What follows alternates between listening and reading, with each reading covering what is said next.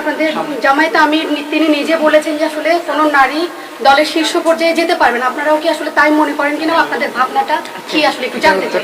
শীর্ষ পদে জামাত ইসলামী শীর্ষ পদ, তার মানে আপনারা বোঝাতে চাচ্ছেন যে আমির হতে পারবেন কিনা। এখানে আপনারা জানেন জামাতে ইসলামী হলো ইসলামী সংগঠন, আর ইসলামী সংগঠন ইসলাম মেনে চলবে, এটাই স্বাভাবিক। যেখানে আল্লাহ তাআলা পবিত্র কোরআনে বলেছেন আর রিজালু কাওয়ামুনা আলান নিসায়, পুরুষ হচ্ছে নারীদের পরিচালক।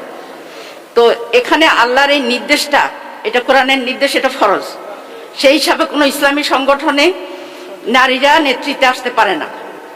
আর আমরা এটা মেনে নিয়েই আমরা ঈমান এনেছি, এটা মেনে নিয়েই আমরা চলছি। সুতরাং শীর্ষ পদে নারী আসাটা গুরুত্বপূর্ণ না, গুরুত্বপূর্ণ হলো নারীর অধিকার আদায় হচ্ছে কিনা।